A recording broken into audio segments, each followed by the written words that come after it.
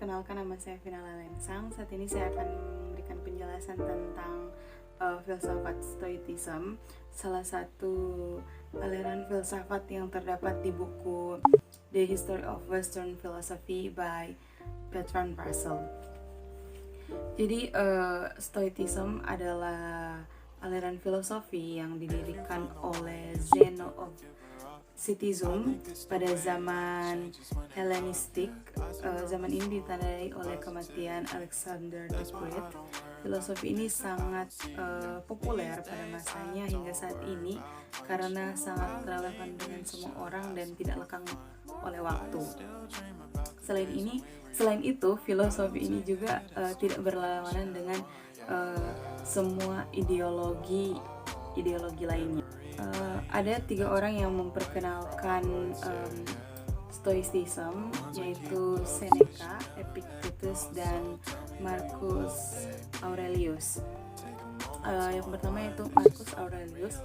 Marcus Aurelius ini merupakan orang terkuat pada masanya. Beliau merupakan seorang kaisar Romawi. Yang kedua yaitu Seneca. Seneca merupakan pejabat politik.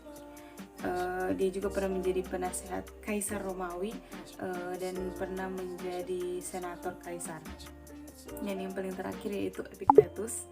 Epictetus merupakan budak yang tersiksa sepanjang hidupnya sampai akhirnya dia diasingkan dan mengajar filosofi Stoicism ke masyarakat yang ada di tempat di mana dia diasingkan. 3 orang inilah yang membuat Stoicism relevan di semua kalangan. Ibaratnya jika Anda adalah seorang yang miskin, Stoicism relevan dengan Anda. Siapapun itu, miskin atau kaya, berkuasa atau budak, Stoicism sangat relevan dengan kehidupan Anda. Jika Anda ingin menjadi bijak, Stoicism juga dapat membantu Anda. Bisa dikatakan filosofi ini tidak memiliki batasan tertentu karena siapapun dapat menerapkan jalan hidup Stoik ini. Nah, di zaman sekarang Stoicism ini sudah menjadi filosofi yang mainstream atau sudah dipopulerkan. Contohnya di Indonesia ada buku yang ditulis oleh Heri Manampiring, yaitu Filosofi Teras. Buku ini juga menjelaskan tentang filosofi Stoicism yang diterjemahkan oleh penulisnya ke dalam bahasa Indonesia. Stoicism sendiri menyangkut 4 hal penting. Yang pertama, Tuhan dalam bentuk apapun itu selalu memberikan perhatian kepada makhluk hidup dan benda. Yang kedua, hidup yang penuh dengan kebijaksanaan atau kebajikan itu penting untuk kebahagiaan kita sebagai makhluk hidup. Dan yang ketiga, alam semesta bekerja dalam harmoni dan kita harus hidup harmonis dengan alam. Dan yang keempat yaitu semua hal yang terjadi pasti ada alasannya. Hal baik, hal buruk diatur oleh satu kekuatan besar yang ada di alam semesta. Jadi kita sebagai makhluk hidup, kita tidak perlu mengurusi hal-hal yang sudah sementara atau akan terjadi.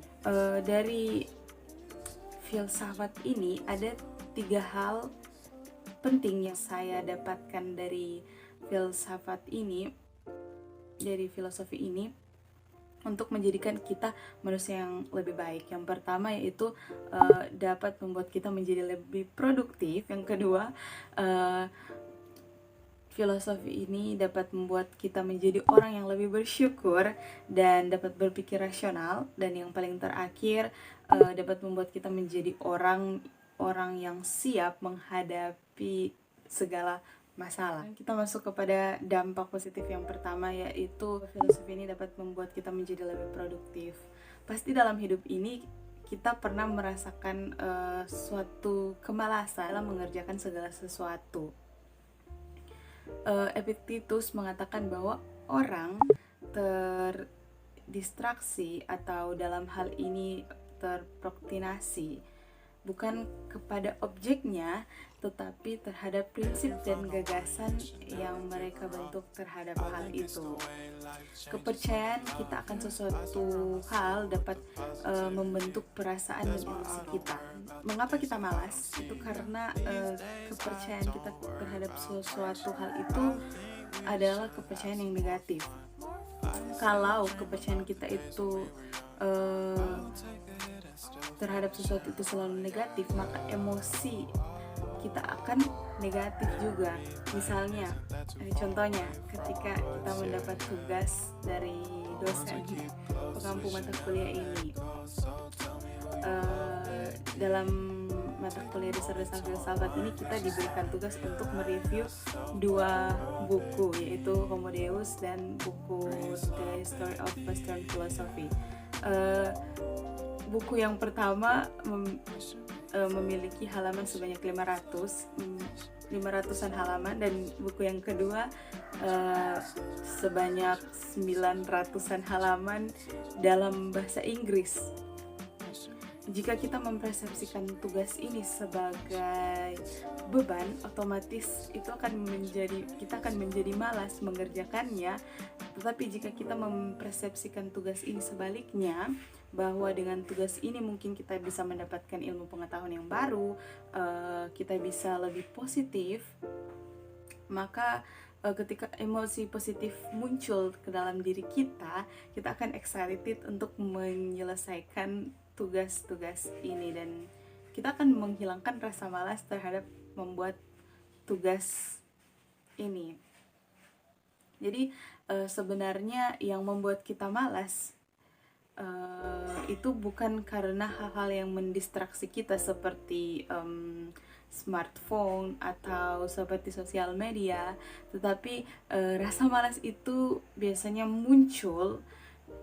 Rasa malas itu berasal dari mindset kita yang terhadap suatu tugas atau suatu pekerjaan.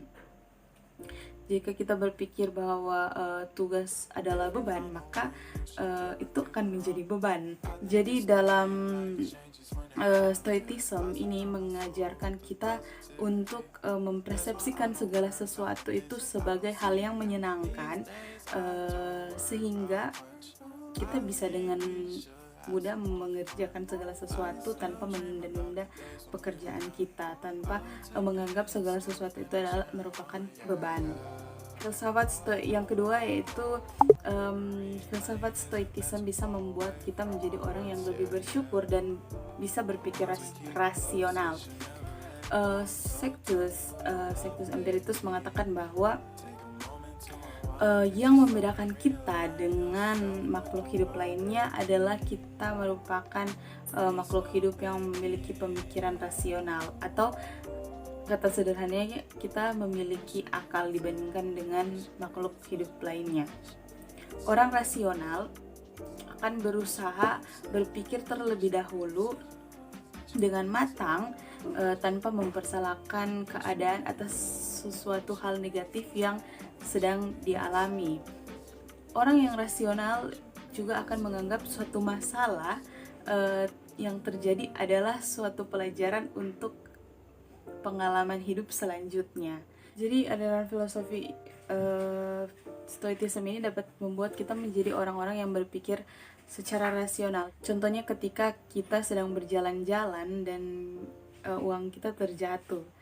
Orang yang rasional tidak akan langsung emosi, marah-marah, dan mempersalahkan keadaan. Orang yang rasional akan berusaha berpikir, berusaha memikirkan kembali apa sebenarnya yang menyebabkan sehingga masalah seperti uang yang terjatuh itu terjadi kepada dirinya. Dan orang yang berpikir rasional itu bisa bersyukur akan kejadian yang terjadi terhadap dirinya.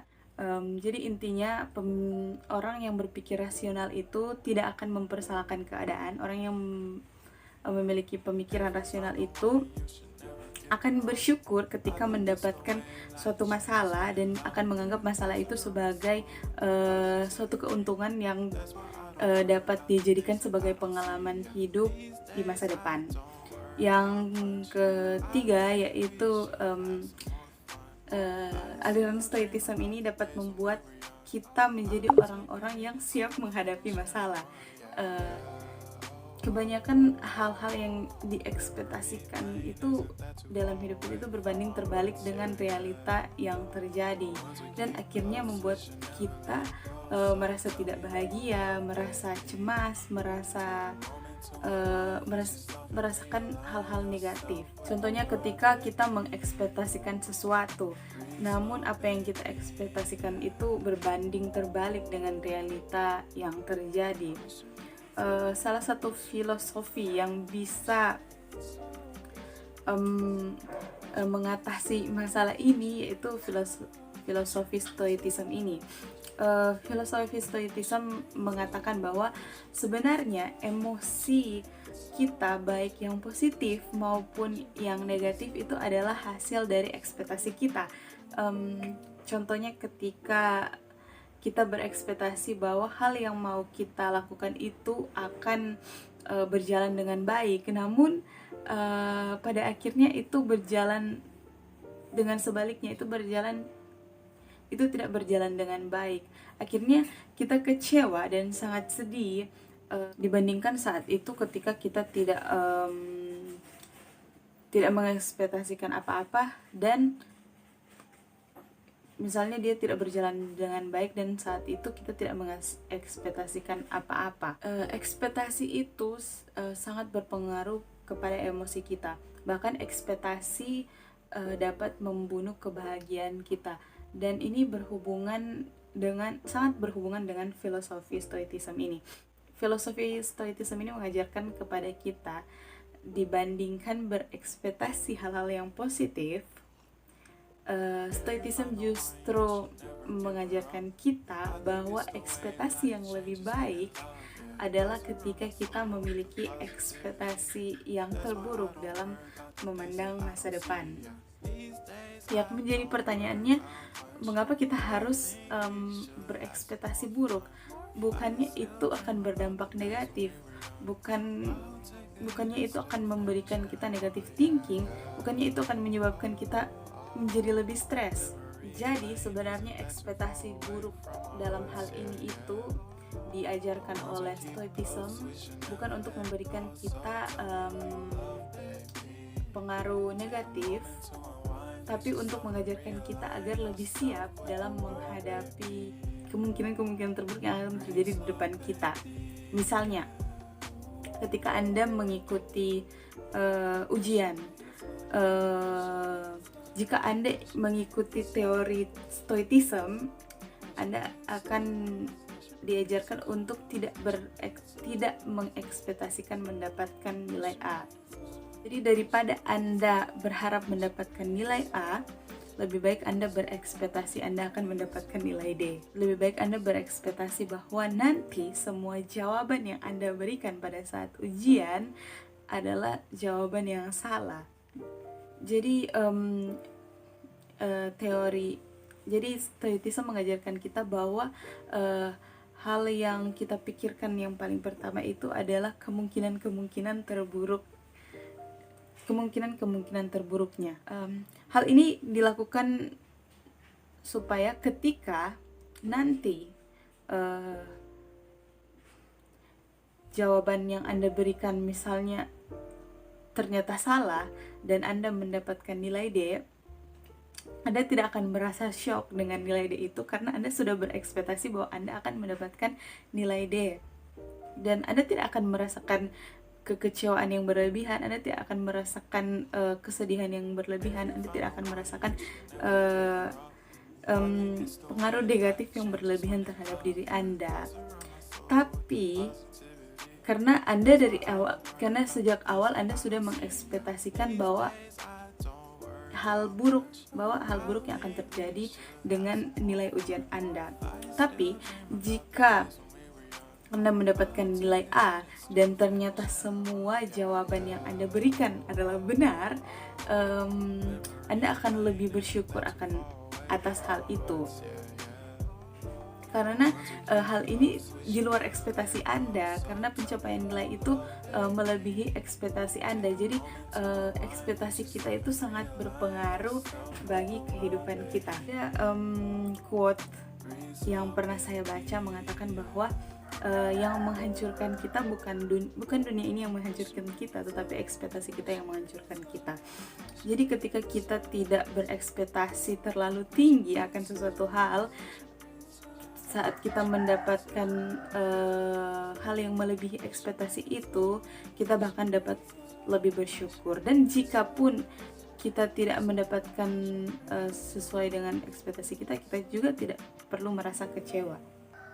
Marcus Aurelius pernah mengatakan dalam quote aslinya seperti ini: "Begin each day by telling yourself, today I shall meeting with interference, ingratitude, insolence, disloyalty, and ill will and selfishness. All of them due to the offender's ignorance of what is good or evil." Dari hal ini kita bisa mengambil kesimpulan bahwa ekspektasi yang diciptakan manusia itu memang harus melalui proses premeditation, atau proses dimana kita harus memikirkan kemungkinan buruk apa yang akan terjadi.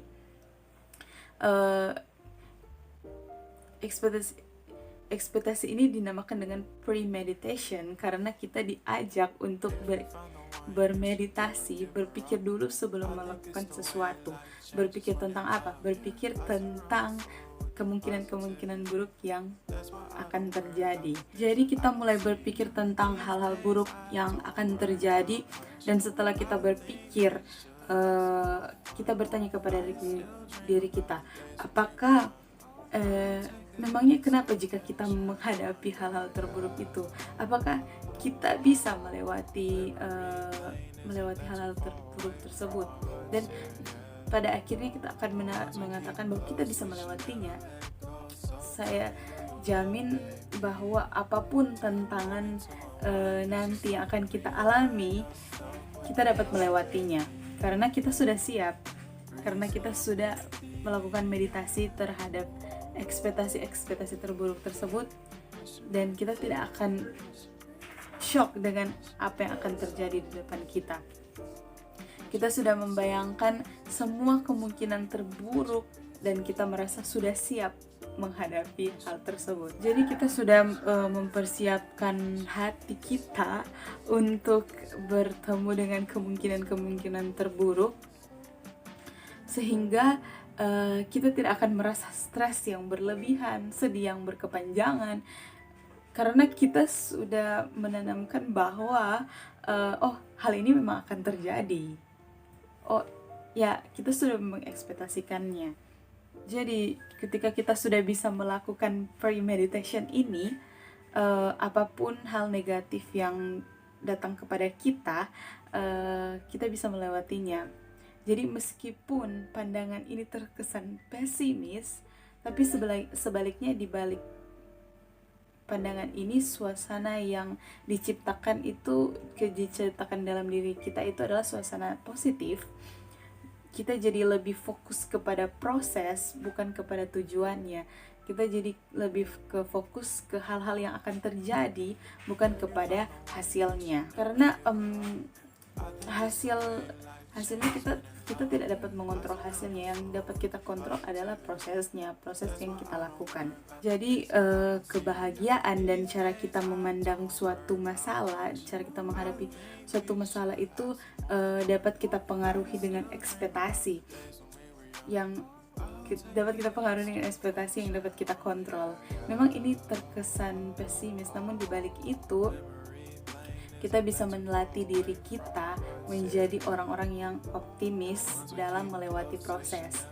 Optimis bahwa meskipun banyak hal buruk yang akan terjadi, kita pasti bisa melewatinya, dan bisa membuat kita berpikir bahwa segala sesuatu yang terjadi pasti ada alasannya untuk masa depan kita nanti. Jadi kita lebih siap untuk menghadapi apapun itu. Para stoik adalah orang-orang yang merupakan master of emotion. Para stoik bisa menerima apapun yang terjadi, baik itu positif maupun negatif, tidak terpengaruh oleh hal-hal yang tidak dapat kita kontrol. Jadi filosofi stoicism ini dapat membuat kita memanusiakan manusia lain.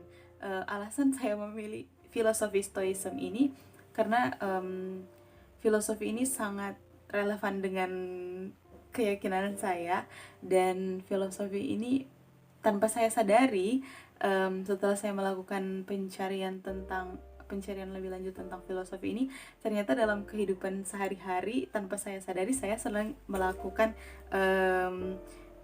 filosofi stoicism ini. Saya sering melakukan premeditation, dan ya itu sangat berguna bagi emosi saya. Saya menjadi orang yang lebih banyak bersyukur dan menerima segala sesuatu dengan ikhlas. Sekian dari saya, terima kasih.